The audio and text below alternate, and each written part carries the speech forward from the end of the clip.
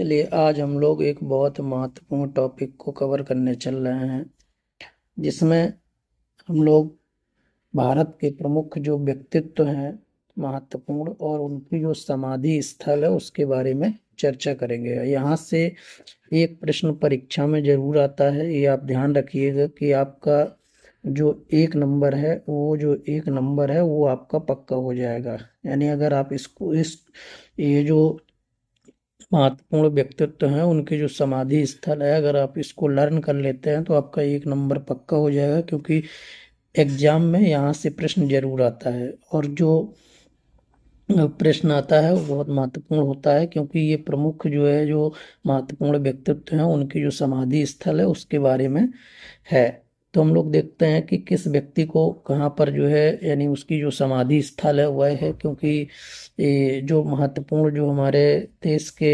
व्यक्तित्व हैं उनके संबंध में ये वीडियो है। तो हम लोग स्टार्ट करते हैं और इसके बारे में जानते हैं, क्योंकि ये यहाँ महत्वपूर्ण व्यक्तित्व के जो समाधि स्थल है उनके बारे में चर्चा किया गया है। जैसे ये दिया गया राजघाट, ठीक है, तो ये राजघर नहीं है, आप यहाँ पर थोड़ा सा प्रिंटिंग मिस्टेक है, राजघाट है, ठीक है, क्योंकि जब किसी व्यक्ति को जलाया जाएगा तो किसी न किसी घाट पर ले जाया जाता है। तो जो गांधी जी थे, यानी जो हमारे राष्ट्रपिता थे महात्मा गांधी, उनको किस घाट पर जलाया गया, तो उनका जो समाधि स्थल है वो कौन सा है, राजघाट। आपको ये याद रखना है, ठीक है। जो हमारे देश के पहले प्रधानमंत्री थे पंडित जवाहरलाल नेहरू, इनका जो समाधि स्थल है वो कौन सा है, शांतिवन, ठीक है। तो जवाहरलाल नेहरू का जो समाधि स्थल है वो कौन सा है, शांतिवन। देश के हमारे पहले प्रधानमंत्री थे पंडित जवाहरलाल नेहरू, ठीक है। और ये जो लाल बहादुर शास्त्री हैं, इनके बारे में, इनका जो समाधि स्थल है वो कौन सा है, विजय घाट। जहाँ धार लिखा है वहाँ घाट है, ठीक है। तो ये विजय घाट किसका है, लाल बहादुर शास्त्री का। शांतिवन किसका है, जवाहरलाल नेहरू का। और राजघाट किसका है, गांधी जी का, ठीक है। शक्ति स्थल किसका है, इंदिरा गांधी का, देश की प्रथम महिला प्रधानमंत्री इंदिरा गांधी, ठीक है। इनका जो यानी समाधि स्थल है वो कौन सा है, शक्ति स्थल है। फिर आप देखेंगे मोरारजी देसाई, ठीक है, ये इनका जो समाधि स्थल है वो कौन सा है, यानी कि ये अभय घाट है, ठीक है, ये अभय घाट है। और आप देख रहे होंगे कि जो यानी सबसे उम्र दराज प्रधानमंत्री थे वो मोरारजी देसाई थे।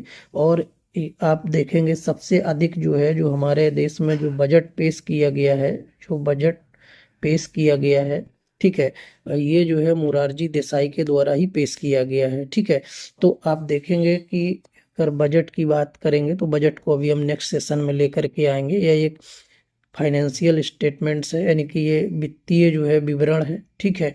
और हमारे संविधान में बजट शब्द का कोई उल्लेख नहीं है। बजट शब्द के लिए जिस शब्द का उल्लेख किया गया है वो है एनुअल फाइनेंशियल स्टेटमेंट्स, यानी जो वार्षिक वित्तीय विवरण है उसकी बात किया गया, वार्षिक वित्तीय विवरण, ठीक है, वार्षिक वित्तीय विवरण, ठीक है। और अभी आपने देखा होगा हाल में 1 फरवरी को यानी 2025 को प्रधानमंत्री नरेंद्र मोदी का 3.0 यानी उनका तीसरा प्रधानमंत्री का कार्यकाल है, तो इसलिए जो बजट है वो प्रधानमंत्री का 3.0 का पूर्ण कार्यकाल का पहला बजट है, ठीक है। जिसे पेश कौन किया है, इसे पेश करने वाले जो हमारे देश की वित्त मंत्री हैं निर्मला सीतारमण, उन्होंने इसको बजट को पेश किया है, ठीक है। तो अब बजट की अगर बात करेंगे तो थोड़ा सा इस पे 1-2 पॉइंट और बता देंगे आपको, क्योंकि विस्तार से चर्चा आपको बजट वाले लेक्चर में दिया जाएगा।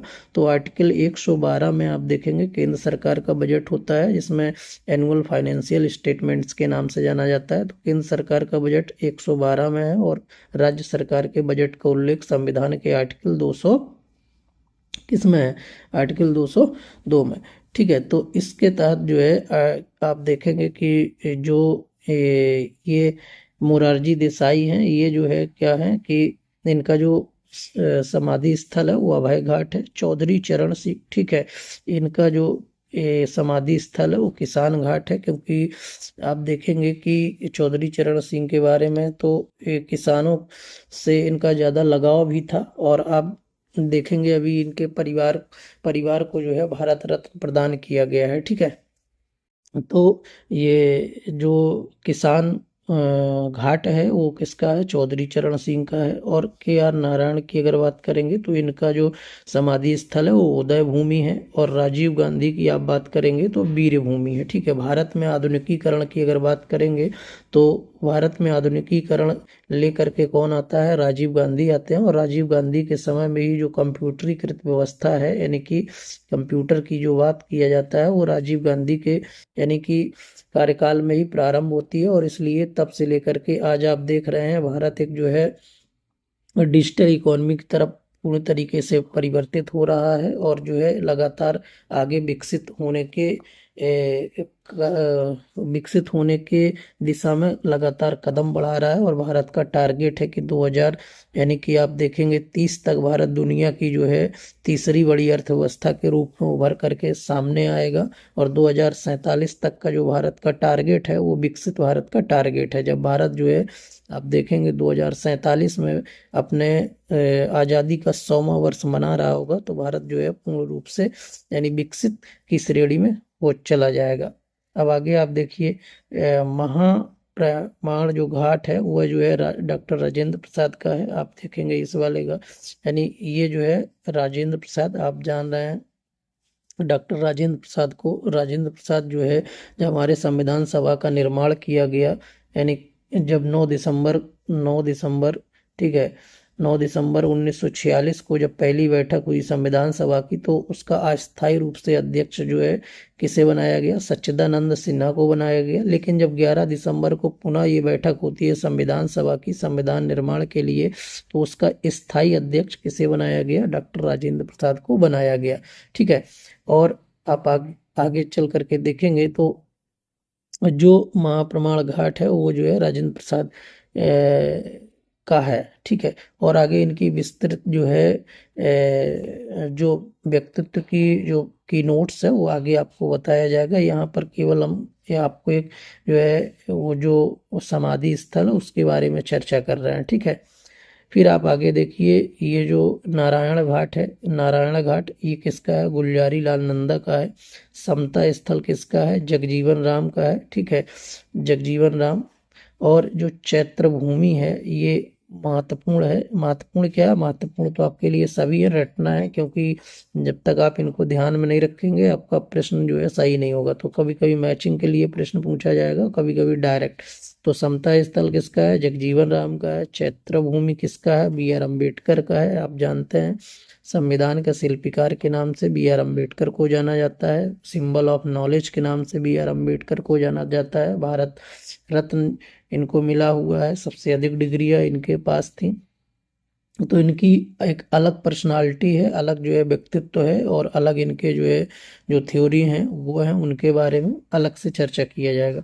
देखिए एकता स्थल किसका है, ज्ञानी जैन सिंह का एकता स्थल है। ठीक है, एकता स्थल जो है ज्ञानी जैन सिंह का है। क्षेत्र भूमि किसका, अम्बेडकर का है। समता स्थल किसका है, जगजीवन राम का है। नारायण घाट किसका है, गुलजारी लाल नंदा का है। अब स्मृति स्थल के बारे में करेंगे तो आईजे गुजराल का है। आईजे गुजराल ने बहुत अच्छी बुक्स लिखी हुई है। अब उनके बारे में विस्तार से जब बताएंगे तो उस पर चर्चा करेंगे। स्मृति स्थल आईजे गुजराल का है। कर्म भूमि किसका है, शंकर दयाल शर्मा का है। कर्म भूमि, ठीक है, तो आपको ध्यान रखना है कर्म भूमि किसका है, शंकर दयाल शर्मा का है। जननायक स्थल किसका है, चंद्रशेखर आजाद का है। ठीक है, चंद्रशेखर आजाद का क्या है, यानी कि जननायक स्थल है। और जो है आप देखेंगे जो चंद्रशेखर आजाद है इनका जो है आप इलाहाबाद में देखेंगे। इलाहाबाद में जो इनको जहाँ जलाया गया था वह जो है रसूलाबाद घाट है। रसूलाबाद घाट, ठीक है, रसूलाबाद घाट पर जो है इनको जलाया गया था प्रयागराज में। और मैं वहाँ गया था, मैंने देखा है उनका जो इस यानी कि जो बनाया गया जो यानी कि समाधि, मतलब जहाँ उनको जलाया गया था वो स्मृति चिन्ह वहाँ पर है।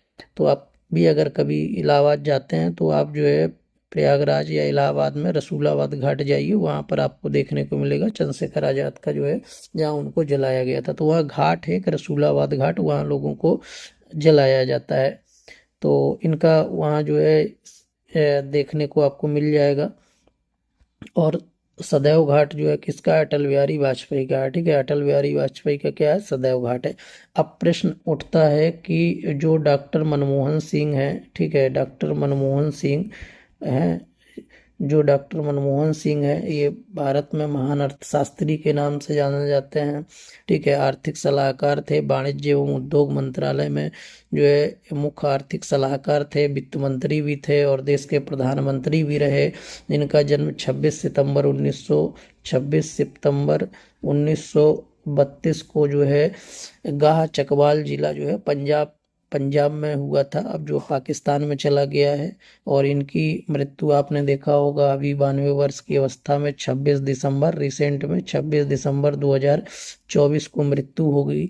ठीक है, तो आप अभी इनका जो है जो समाधि स्थल है वो कहाँ है या इनको कहाँ जलाया गया? तो अभी जो जलाया गया है आप वो देखेंगे निगम बोध घाट। ठीक है, टीवी में काफी चर्चा में रहा कि इनको जो है वो स्थल क्यों नहीं दिया गया जहां इनको जो है जो स्थल मिलना चाहिए था, इनको जो है सार्वजनिक प्लेस पर क्यों जलाया गया? निगम बोध जो घाट है वहां क्यों क्यों ले जाया गया? ये काफी चर्चा में रहा। तो कौन सा घाट है आपको ये ध्यान में रखना है, निगम बोध जो घाट है वहां पर जो है क्या किया गया? इनको जलाया गया। ठीक है, तो अभी निगम बोध घाट जो है किसके नाम से हो जाएगा? डॉक्टर मनमोहन सिंह के नाम से। ठीक है, अब आप देख रहे होंगे मनमोहन सिंह के बारे में मैं आपको विस्तार से बताऊंगा क्योंकि एक महत्वपूर्ण अर्थशास्त्री हैं जिन्होंने 1900 जो 90 ईस्वी में भारत में इकोनॉमिक क्राइसिस आया था, आर्थिक संकट, उससे उबारने के लिए जो है एलपीजी मॉडल दिया था, लिबरलाइजेशन, प्राइवेटाइजेशन एंड